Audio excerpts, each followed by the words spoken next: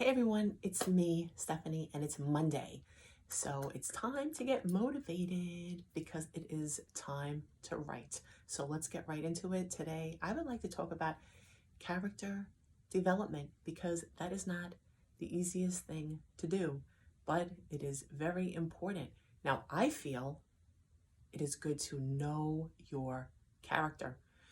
I don't know if you name your character and then, you write it down and then you just add as you go what your character may look like, what your character may sound like, what your character wears, a little brief history of your character that doesn't necessarily need to be told in the story, but your character's history is going to come out as your character interacts with other characters, how your character thinks, speaks, possibly dresses, eats, acts, reacts. So it is important to have your character's past history somewhere, whether it's in your laptop, on a piece of paper, in your head.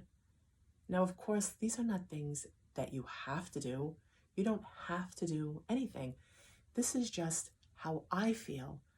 I know my main character and I know the other characters, but I know my main character well. I have to because she is going to carry the story and the reader wants to know how she feels, what she's going to say.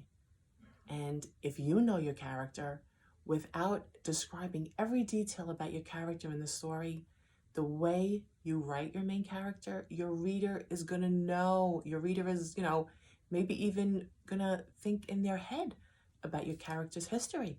Maybe your character had a tough time in high school. Maybe your character didn't finish high school.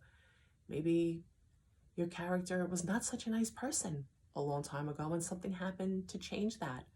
So while we don't always have to describe that in words, we do describe that in their actions. It's very important to know your character. This is how I feel. If you are having a hard time writing your main character, maybe it would help to flesh them out on a piece of paper, because the more you know about your character, the easier it is going to be to bring this character to life. You can give them habits. You can give them, idiosyncrasies, the things that make them not so perfect. And you can highlight their great points. Maybe they have, great personality. Maybe they're a wonderful friend. It's so important to know these things, because the more you know your character and the better you know your character, the more and better the reader is going to know your character. And I believe that.